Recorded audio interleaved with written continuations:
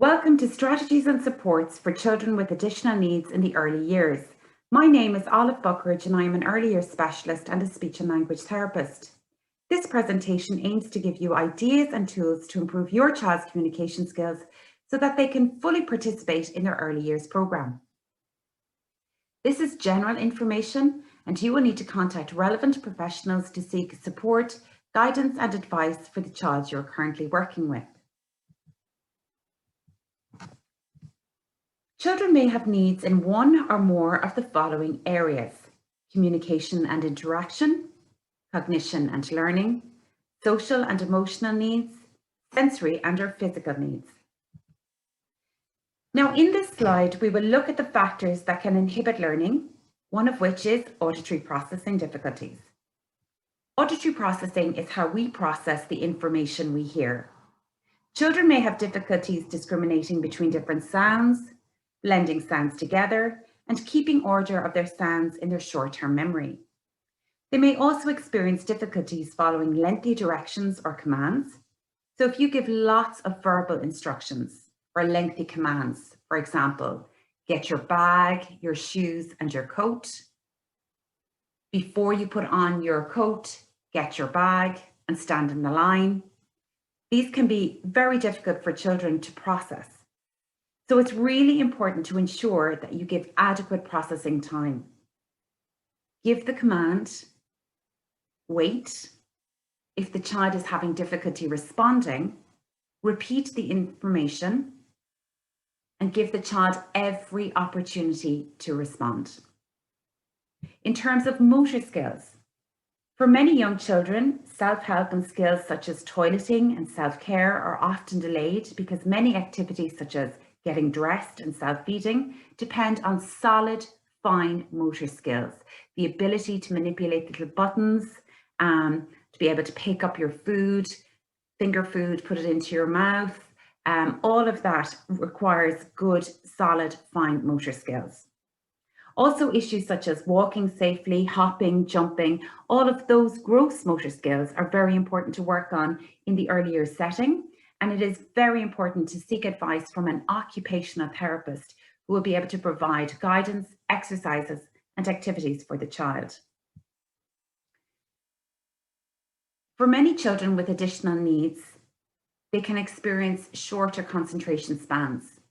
And we need to be aware of this because it can be very difficult for a child who may have speech and language difficulties, behavioral issues. They may not be rested enough due to poor sleep patterns. They may have lots of tonal issues. They may find it hard to sit. So concentrating can be very, very difficult. So we really need to consider how we work. We need to schedule and plan the day with the child. We need to think about creating activities that are shorter in length so that the child can achieve and essentially that the child is set up for success. We also need to make sure that there are adequate rests and breaks during the day so that the child can consolidate and generalize the activities and the learning that has taken place during the day. If we look at sensory sensitivities, many children with additional needs may also be oversensitive or undersensitive to noise, light, clothing, or temperature. Their senses, sight, hearing, touch, smell, and taste can either take in too much or too little information from the environment around them. Not all children will have sensory sensitivities, but some children might have one or several. When children are oversensitive or overreactive to sensory experiences, it is called hypersensitivity. Children might cover their ears when they hear loud noises or eat only foods with a certain texture. When children are undersensitive or underreactive to their environment, it's known as hyposensitivity. Now, these children might wear thick clothing on a hot day or repeatedly rub their arms and legs against things. Some children can have both oversensitivities and undersensitivities in different senses or even for the same sense. So for example, they might be oversensitive to some sound frequencies and undersensitive to others. Sensory problems can also affect a child's whole family. For example, if a child is oversensitive to noise, it can limit where the child's family goes or the kinds of activity the child's family does. These are factors you need to be very aware of when you're meeting a new child or when you're working with a child. And if you see them exhibiting these behaviours, you need to highlight these with the child's parents, or the parents may need to contact an appropriate health professional and seek further advice and support. So if we look at hearing and vision here, they can really affect learning if there are any difficulties in this area. And children who have hearing impairment, be it mild, moderate or severe, may use spoken language, they may use sign language, or a combination of sign and spoken language to communicate their wants and needs. Now, they may also benefit from assistive technology, the use of a sound amplification device or hearing aids to support their needs. So again, it's very important to be aware that even with a very mild hearing loss, a child can have difficulty discriminating sounds. Again, I cannot stress how important it is to realize that a very mild hearing loss would mean that the child cannot hear sounds like pa, s, tha. They can't hear those early sounds that you would be working on for phonics. And then that is also important if you're working or planning activities for the child, such as rhyming activities. They may not be able to hear sounds like sat, fat, cat, mat. All they will hear is at. So you might see the child appearing confused. They may not understand everything you're saying. So again, be very aware of a means of communicating appropriately with the child. It might be through a visual system, using gesture, but you must seek advice from the child's parent. You must look and observe and see what works best for the child within their setting, and obviously link in with the speech and language therapist and the audiologist and seek the best support and strategies that you can use for the child within the setting. It's important again to realize that if the child is presented with any visual difficulties, they may experience issues identifying objects. They may have difficulty identifying where people are in their space. It might be hard for them to match objects to pictures. So again, seek appropriate support from the appropriate professionals. In terms of speech and language problems, they can happen on their own, or they can happen as part of another difficulty. So language delays when a child has difficulty understanding or using spoken language. They may have difficulties saying their first words or learning words. You might observe the child having difficulty putting words together to make sentences, or building up a vocabulary or understanding words or sentences. They may not have all of the sounds in their system to communicate effectively. The sounds may be in the wrong positions in a word. They might be using a ta sound instead of a ka sound at the start of a word, or vice versa. Some language delays are associated with conditions like autism, Down syndrome, or hearing impairment, or many can just happen on their own. So again, it's very important to link in with a speech and language therapist and seek advice and support. In terms of sleep, sleep is an area, or sleep difficulties is something that has gone underdiagnosed for a very long time, and sleep issues are very common. These can result in daytime tiredness, which can affect mood and behavior.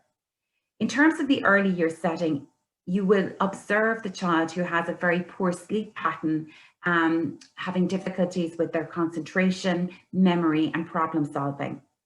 Now, sleep can also have a significant impact on the child's activities of daily living.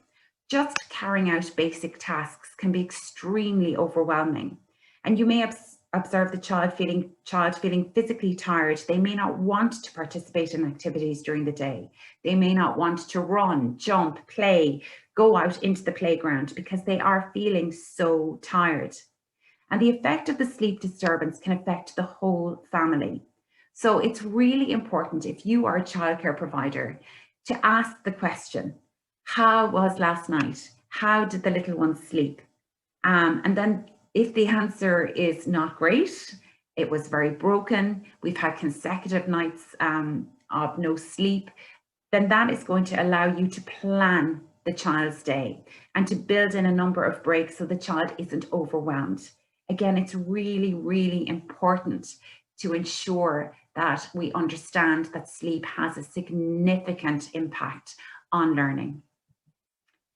Now, if we look at strategies we can use to support learning and development, one of the most important things you can do with a child who has any sort of difficulty with learning or with an additional need is to consider visual supports. Now, visual supports are a communication tool that can be used in all settings. They can be used in most situations. They are adaptable, they are portable, and they can help to provide structure and routine and also opportunities for the child to interact with others. These are things that I, as a speech and language therapist, would never be without. I have used visuals throughout my working life. I think they are extremely useful because you can show a picture. As you show the picture, you can say the word, and then you can also sign the word. So you can use visuals to constantly support understanding, to show what is happening next, and to keep the child informed. Using a communication board creates a sense of independence and feelings of competence so that the child then knows what's coming up, what's ahead of them.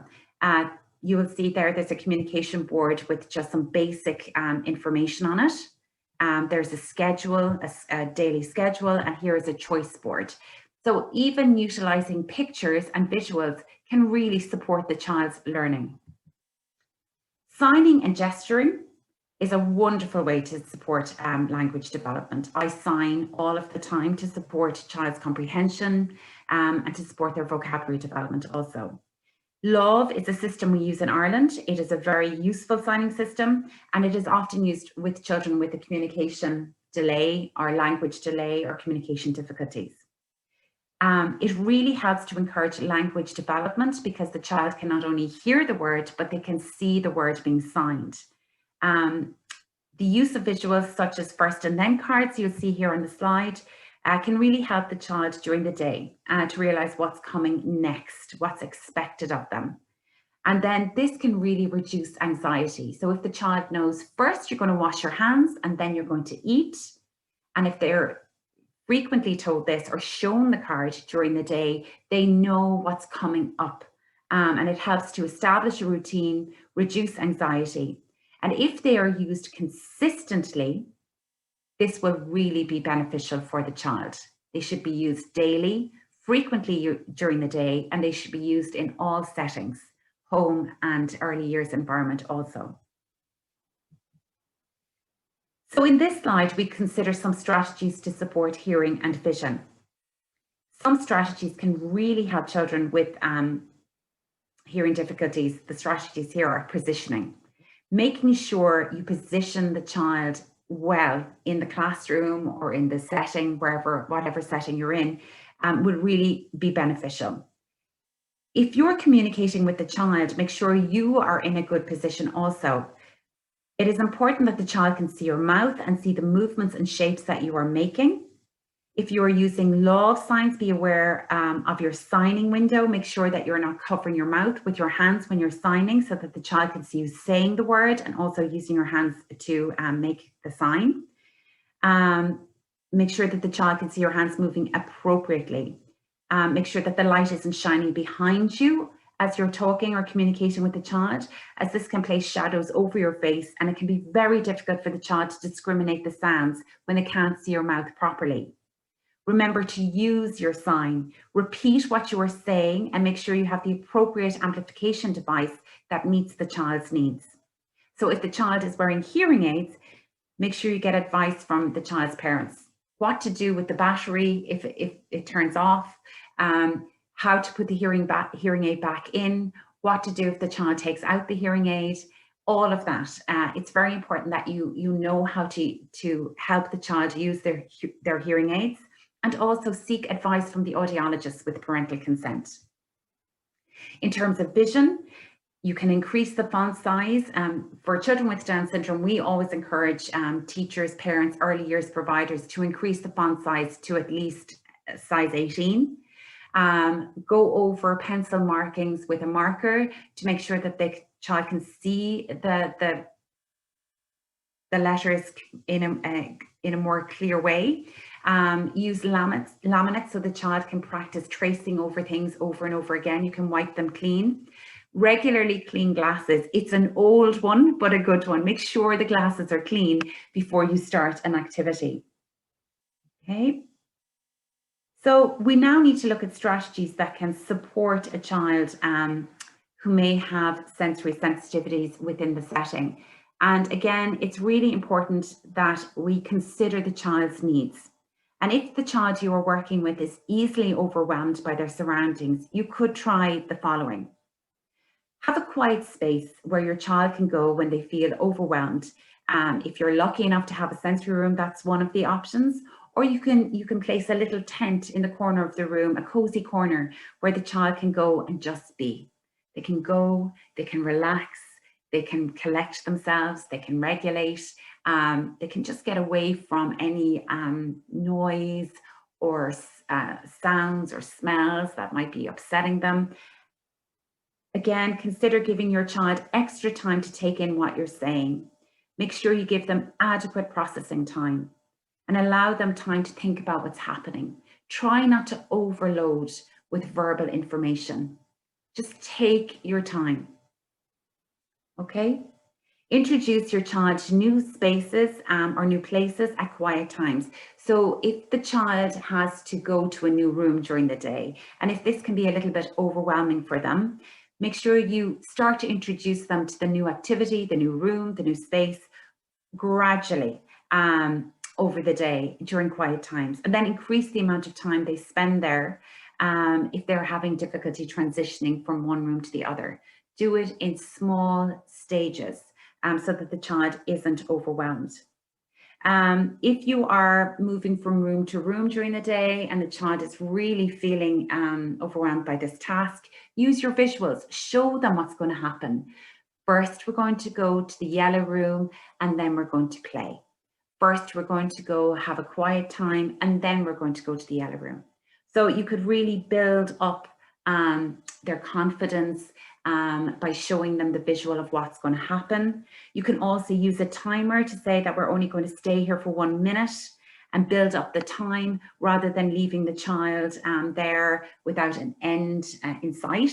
And also it's really important to do this very slowly, build up the timing, build up expectations as well, so that the child has time to get used to a new space and you're not increasing anxiety or creating a behavioural issue as a result. Let your child try earplugs or noise cancelling headphones to help with sound sensitivities. Now, you would be seeking all of this advice and support from an occupational therapist. You would always be doing these things in conjunction with a professional. It is also good to speak with people ahead of time about the child's needs if you're going somewhere. So perhaps you can adjust things and make things easier for the child. For example, if you have, or if you're making a play date for the child, you could ask it for it to be in a place that's familiar for the child.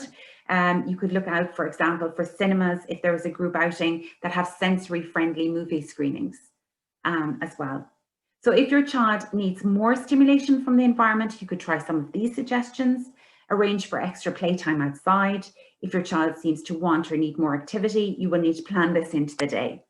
Give your child toys that are extra stimulating, like Play-Doh or a squishy ball or Theraputty, but once again, check with the OT that this is okay. Have certain times of the day to listen to music or to bounce on the trampoline. These strategies can really, really help with that feeling of being overwhelmed. So if we look at the early years and common issues that can occur, we know that moving from place to place can be challenging for some students or some children, and they may experience a verbal or physical outburst, and that can often result in not knowing what they're doing, not knowing what's expected of them. They may run off because they may not understand where they are in space or what's expected of them. Are they supposed to go to the yellow room, the blue room? They may not have heard the instruction. They may not be complying with routine. They may not understand all of the verbal information, and they may need visual supports. to show them that, look, first we're having playtime here, then we're going outside, we're going to play on the slide for 5 minutes, and then we're going to come back in and have story time. If the child isn't shown the information, if they're not seeing it consistently, that can cause issues. Being disruptive can be an issue that occurs if the child is experiencing communication difficulties, comprehension difficulties. They may have underlying medical problems that might be causing them pain. They may not be able to communicate this, and therefore they may lash out. They might start leaving the room, wanting to go for lunch. They may not understand that it isn't lunchtime yet. They could be experiencing a lot of anxiety because of sensory sensitivities. And again, not being able to communicate their wants and needs can cause difficulties. So what are the things that we can do to support the child? How can we help to support them when these issues occur? We can look at some possible solutions here, and one of them is social stories. Social stories can be used when a child needs to follow routines, expectations, or rules. They may be expected to follow a routine like walking down the hall, using the bathroom, following a lunch procedure, using manners, using greetings, asking for help properly. And when a child needs reinforcement of a rule and routine, such as lining up to go outside or coming in from outside, using a social story is extremely effective. It needs to be used consistently though, and it needs to deal with the behavior that the child is exhibiting. So I can't emphasize enough how important visual supports are. They are extremely important, and they should be used in everyday settings consistently, as they really help to avoid frustration, reduce anxiety, they help to promote independence, and they ensure that the child can follow a routine, and this will ultimately lead to independence and confidence. And again, these need to be used consistently. Now, it's also important to be intentional. Know your intentions well. Ask yourself, why? Why did I do that with the child? Why am I using this with the child? Why should I expect this of the child? So each choice you make in your work with children needs an explanation that is based on knowledge of the child. So really ask yourself, as you're using supports, why am I using this, and will this be beneficial? How do I use this? Will this support the child today? So ask yourself lots and lots of questions. Things that can also help in terms of supporting the child and reducing anxiety and frustration are personal timers. Personal timers show the child that they have a specific time for a task, and they know that an end is in sight. So if you know that you're only colouring for 5 minutes and you may not like holding the crayon or holding the colour, and if you know that it's very limited, you know that it's going to come to an end, then you're more likely to participate in that activity. You can use clocks, you can use clocks that have a color clock, and as the time moves on, the color diminishes, so the child can really watch and see the time moving, so they can really observe the time coming to an end. This does help in group activities also, because the child can focus their attention. Remember to always have high expectations. I absolutely 100% endorse this. Always have high expectations. It sets the tone, and it creates a very positive environment for the child to work in. Now, you will often hear parents say, I have very high expectations for my child, and you should. And then you work to the child's abilities and strengths, and you make sure that you promote everything positively, and that their achievements are promoted positively as well, and that they really are set up to succeed. So always expect the child to succeed if you create that environment. And having high expectations is one of those things that you should always have with a child with additional needs. You will always be surprised. I am constantly to this day surprised by children's abilities and skills when you have high expectations. Make sure that you have lots of regular breaks built into the day. This allows the child to relax, and it allows them to consolidate their learning. You know, if you do have processing difficulties, it's important then that that time is scheduled into the day to allow you to process effectively. And it allows you not to become overwhelmed. So having those breaks built in is essential. You know, it really is important. And it's important to communicate that to parents as well, to say, you know, having lots of breaks during the day isn't a sign of weakness or that the child isn't coping. It's actually ensuring that they can consolidate their learning. And it gives adequate time for them just to be and to do that, to take time to consolidate that learning. Using photo books of the school, the room, the playground, the staff, home is extremely useful. Personal books or personal photo books should be used constantly to build up vocabulary, functional vocabulary, pictures of family members, pictures of furniture that is that the child is familiar with from home, pictures of their early years providers, healthcare providers, pictures of anyone they come into contact with. Because if they look at these books constantly during the day, it's reinforcing that vocabulary. And also it can help if there's an issue, for example, a change in routine in school, there is a new teacher coming in or a new helper coming into the room. You can take a photo of that helper, put it into the photo book, and mom and dad can talk about it at home. You know, Mary, the new helper, will be in tomorrow and you're going to see Mary. And the child is prepared then for a change in routine. They know who this person is. You can show them the picture and you can show them the person. So it really does help the child. Or you can take photographs of different rooms and show the child what room they will be going to on a different day.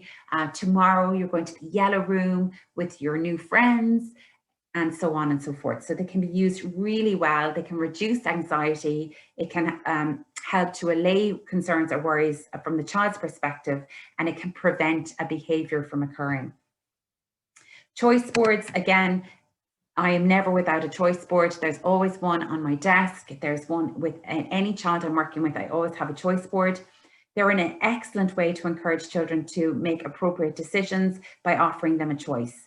And you would always start with 2 items and then build it up as the child's ability improves. If the child is having difficulty, for example, coming in from the playground, you can use a choice board and say, when you come in, you can choose the iPad or a book, so that this allows the child to have some control, and it allows them to make a decision so that when they come in from the playground, they know that their behavior has been positively reinforced and that they receive a reward. Now, I would never really offer an iPad as a reward. I would keep the rewards very simple. Visual schedules, I cannot be without them. They need to be displayed and used on a daily basis, and they need to be updated regularly. The child needs to see what is happening from morning till evening.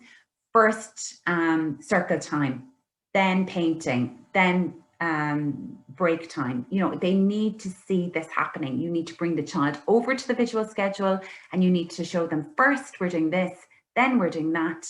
The schedules need to be in different places around the setting so that the child can constantly check what's happening next. And it's really important that this is encouraged at home. Also, it makes everything very predictable and it can really help to avoid other behaviours occurring or more negative behaviours occurring. Okay. Now, I've already spoken to you about the benefits of social stories and how they can help to teach children routines and expectations. But please, if you can use a social story, please try to use them as early on as you possibly can. The information is usually presented in a story format. You can either look for a pre-made story or you can create your own. You can find numerous resources on the internet to make them, and you may need to think about creating one for the child if there is a very particular behaviour that's occurring.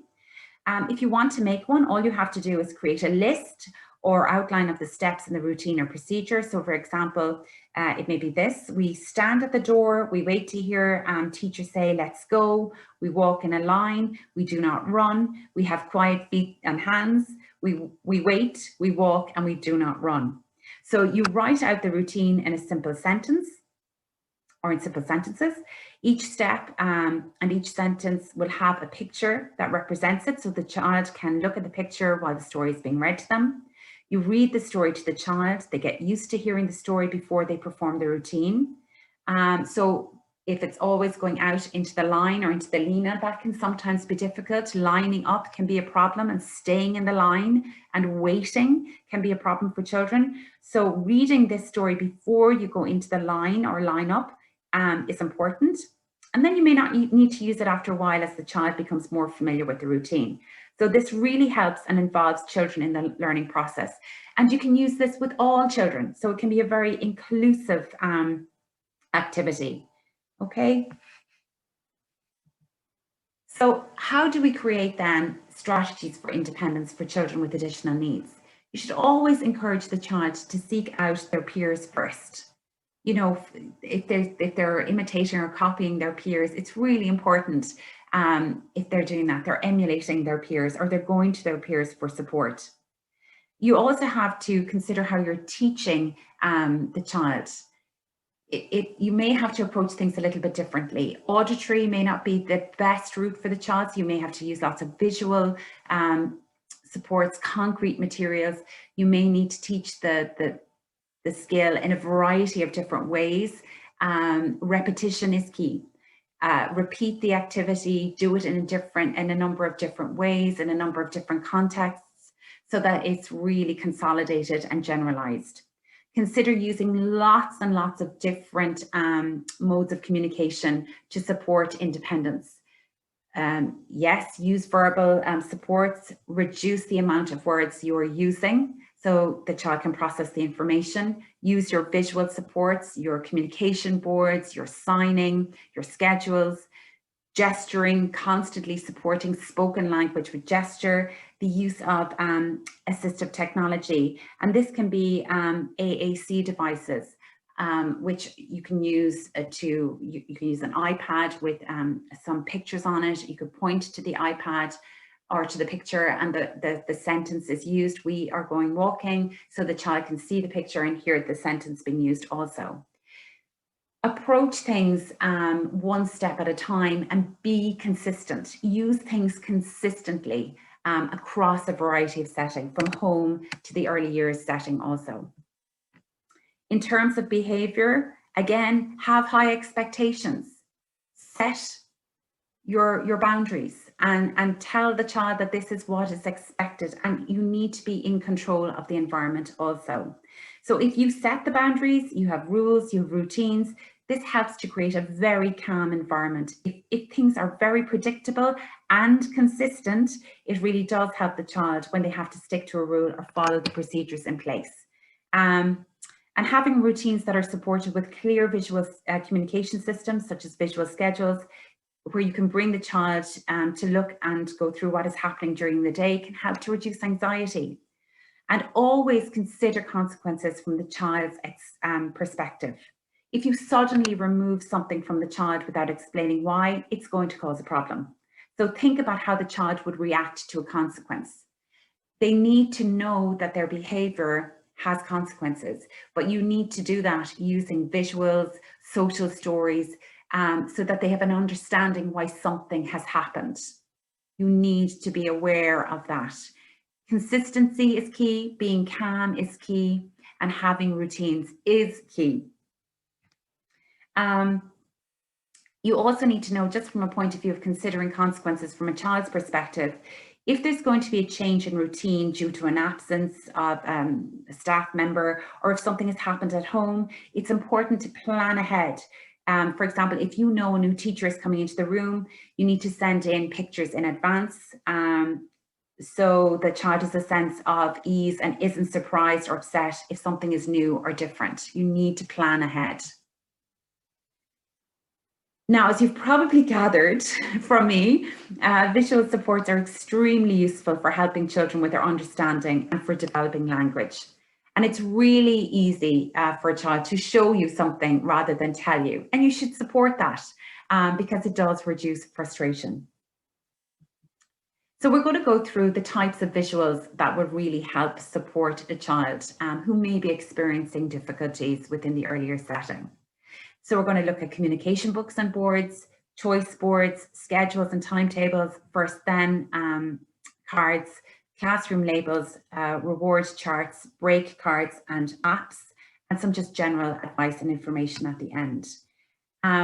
When you're using visuals, it's really important that you remember to keep them nice and simple, and to ensure that they are in places where the child can find them easily. There's no point having a communication book that has been, that everyone has put their time and energy and effort into, and it's placed on a shelf where the child can't access it. It needs to be accessible.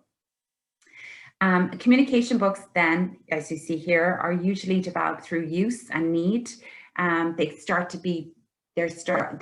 very at a very basic level, and you build them up.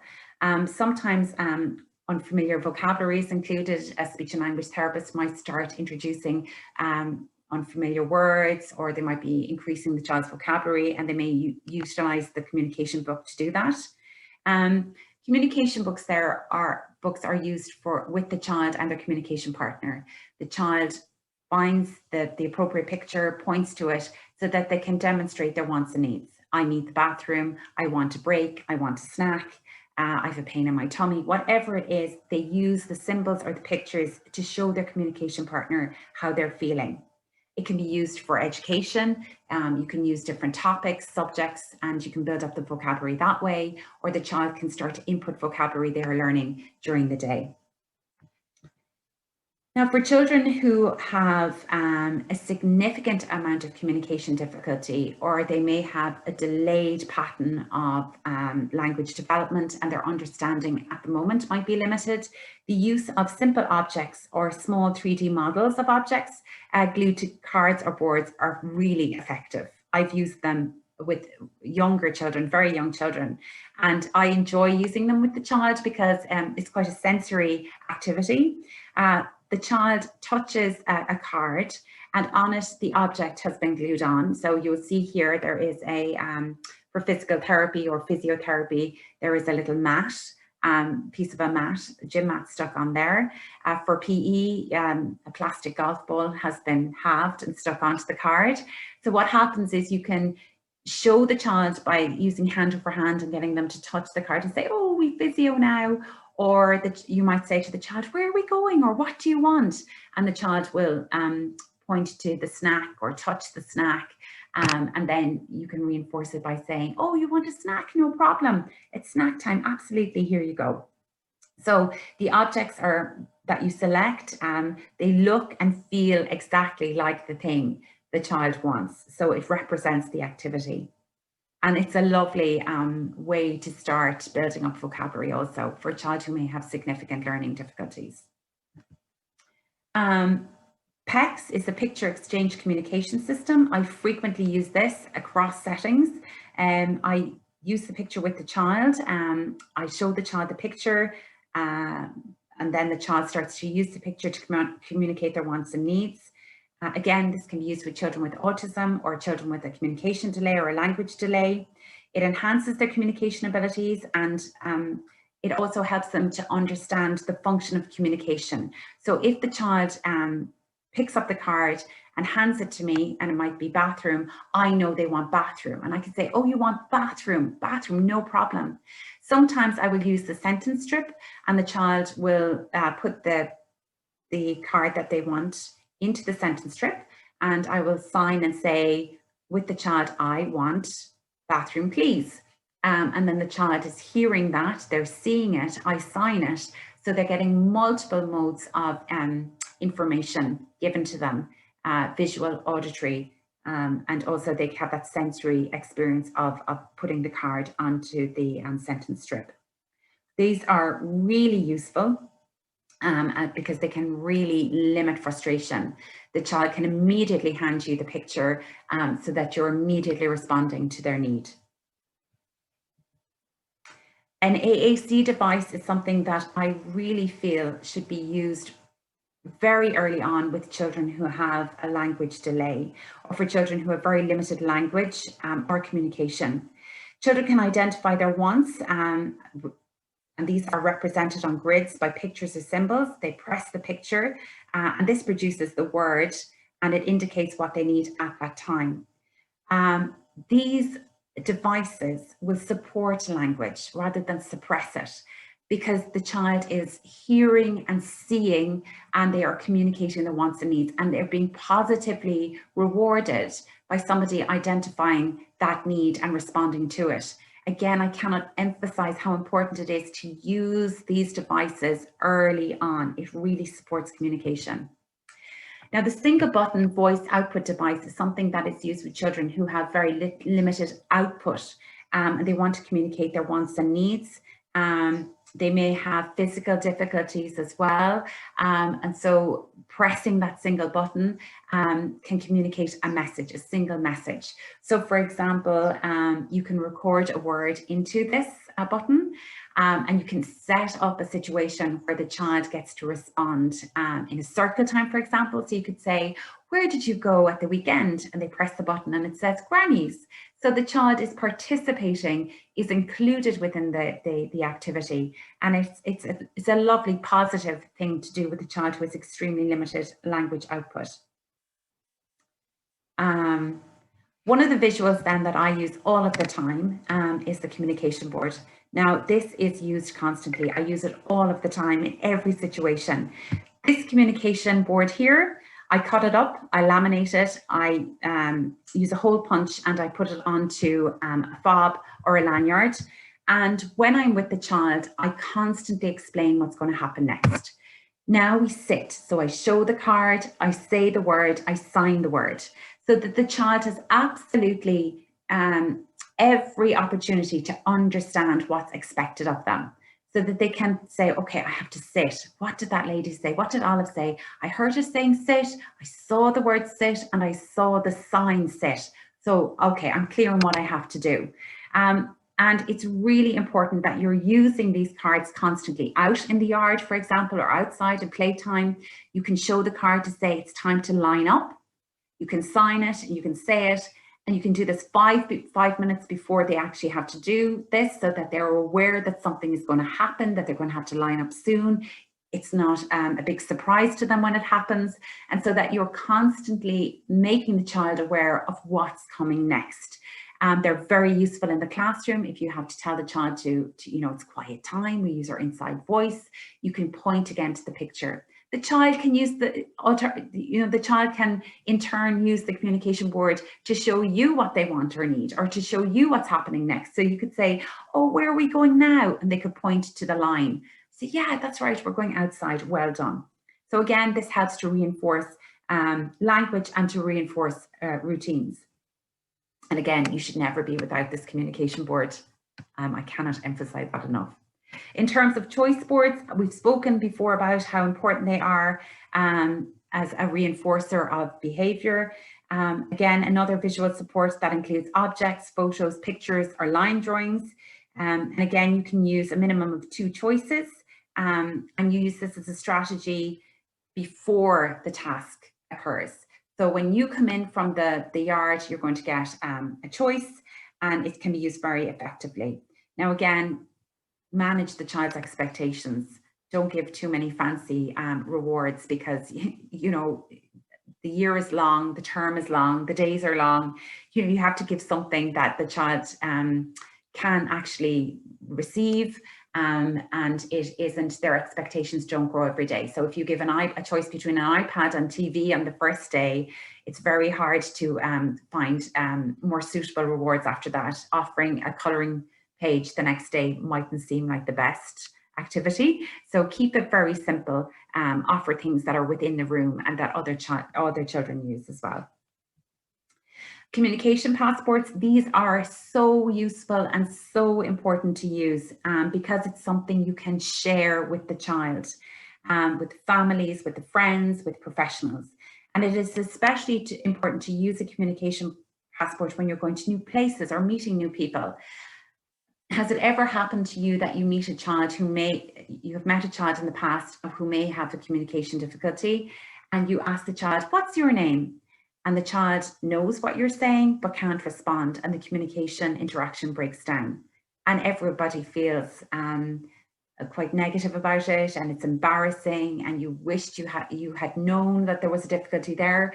Whereas if the child is with a carer or a healthcare provider or mum or dad or brother or sister, and somebody asks them the question, they can locate the information on the communication passport and show the person. My name is Olive. And they could say, where do you live? And you could point to the picture. Do you have brothers and sisters? So on and so forth, because they're the kind of the constant questions you're asked by people when you're out and about, or children are asked, what do you like to watch on TV? What's your favorite Teddy's name? And you can put all of that information into the communication passport. This should be in the early education setting, it should be at home, and it should be used consistently also. And it should be updated should anything change in the house, like a new turtle has come into the house as a result of a birthday present, there's a new cat, or, you know, there could be a birthday present that was given, you know, there's lots of information that can be included. Visual schedules and timetables are really, really helpful, and they really support the child. You show them what is happening, what is going to happen. It gives structure to the day. You need to use them constantly. They should be inside the door of the room, and they should be near the teacher or the health or the education provider. You should have one at home so that the child knows what's happening every day.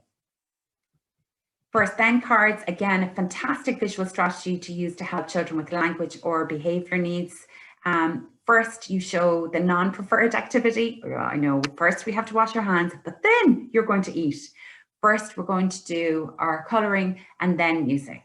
First, we're going to sit, then sensory room. You know, it could be anything like that, but it needs, that card needs to be within the child's reach, within your reach, so you can show them all of the time the changes to the schedule. You can show them the changes after they've completed eating at the table. There may be another activity coming up.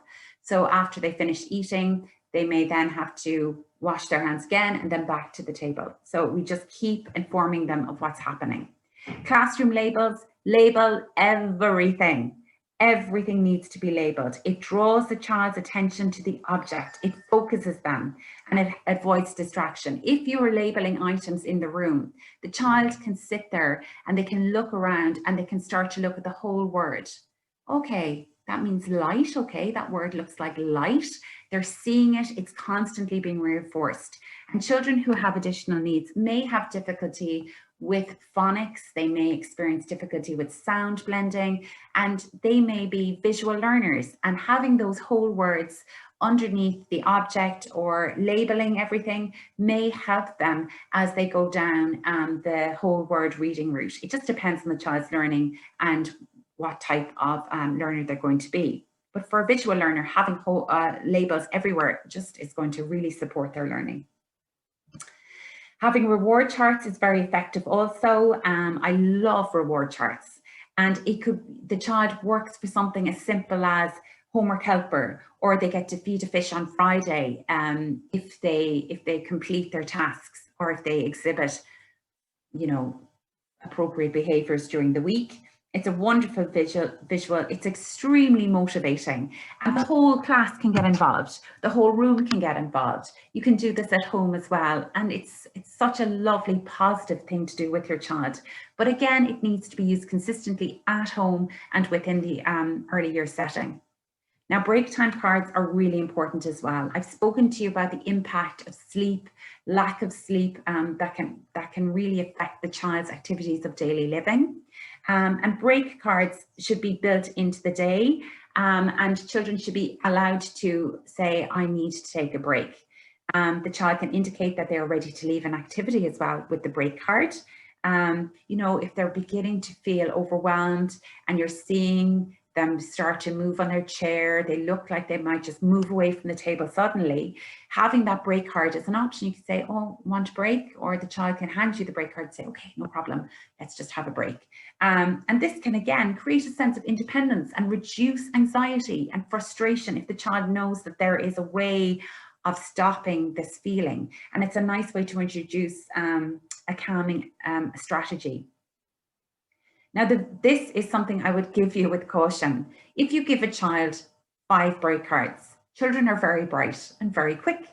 And they will take their 5 breaks. You know, they're not discerning. They will take 5 breaks if they're given 5 break cards. So just give 1 or 2 and see how the child responds to using them. Because otherwise you will have a lot of breaks during the day. But if the child needs them, that's absolutely fine. But start off with 1 or 2 cards and build it up to meet the child's needs. Again, if a child has limited language, they may be very, very frustrated. They may not be able to communicate their wants and needs immediately, and this could cause a lot of frustration. So having a visual aid such as an emotional regulation card can really help the child during the day. It can show how they're feeling: frustrated, sad, angry, and it allows a myriad of emotions to be demonstrated. So they can identify a particular emotion at any particular time of the day. So that is something that is really useful to use as well. It gives the child an opportunity to express how they feel. Now, if we look here at some apps, these are wonderful to use with children as well within the home or the earlier setting. We have lots of different ones here. This is really good to just exhibit sounds, pressing a button to get a response. This is just a fun game to play. Dexteria Junior is a brilliant app to use for fine motor skills. A lot of junior infant teachers and Montessori teachers use this. It really promotes fine motor skills that the child would need. It's like a pre-literacy skill. There's lots of little story makers, flashcards, and you can use the First Then schedule app. If you don't want to use cards, if children are pulling them and they're being thrown around, you can use an app. This Proloquo 2 is something you would use for an AAC device. Some of those grids with the pictures that the child can point to that would generate a sentence or a phrase for the child. And that is a very useful app to have. I would highly recommend the Special Words app. It's a great way to build up vocabulary, great way to start pre-literacy skills as well, whole word learning, you're matching word to word, sound to word. It's absolutely brilliant.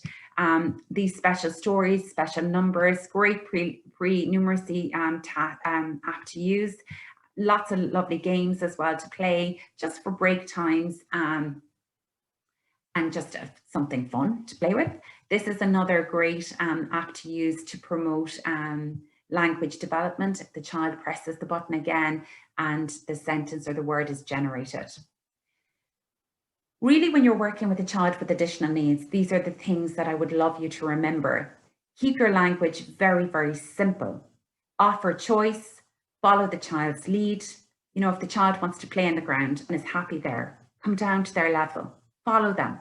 You know, you will have far better success following their lead than bringing them somewhere where they're not comfortable. You can start to move them towards the target space. So if you really want the child to work at a tabletop, you follow their lead and you bring them slowly but surely over to the tabletop, but at their pace. You really allow time for processing, allow time for the child to take it all in. It's really important that you do that. Repetition is key.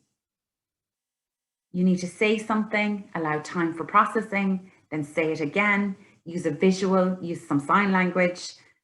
Again, give them time, support them, show them, really, really repeat everything so that they are fully aware of what is required of them. It would have a lot of positive outcomes if you do that.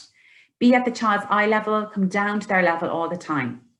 Avoid bending down over them in a kind of an authoritative pose. Just come down to their level. Comment rather than question, rather than saying, what's that? What color is that? Who's that? Oh, look, that's a teddy. Oh, he's brown. Oh, he's so furry. Oh, look, there's teacher. Look, teacher Mary's there. Oh, there's Aisling. Aisling has lovely blonde hair. Oh, like your hair. Lots of commentary rather than questioning, because you know you're bringing the child along with you, and direct questions will either give you a yes/no answer, or the child may not be able to find the appropriate language to respond to you, and that can create a communication breakdown and frustration on both sides. Things that are really useful to use with a child are flashcards. We use the See and Learn program with children with Down syndrome, or children with who have English as a second language, or children with autism. It's a great way to learn vocabulary and to develop pre-literacy skills. So story stacks are wonderful as well. You can use a variety of different objects to tell a story. Old MacDonald, for example, there are lots of animals in the bag, in the sack. You have books, you have lots of pictures related to farms. It's lovely, and you can get those story stacks in a number of different sites, earlier sites. Apps are fantastic as well for vocabulary, for numeracy, for pre-literacy skills, for listening as well. Listening to sounds, environmental sounds, household sounds, animal sounds, vehicle sounds. It allows the child to build up a repertoire of sounds so that they become accustomed to listening, using the word, oh, listen, listen, dog, you know, and matching the sound to the word can really help as well.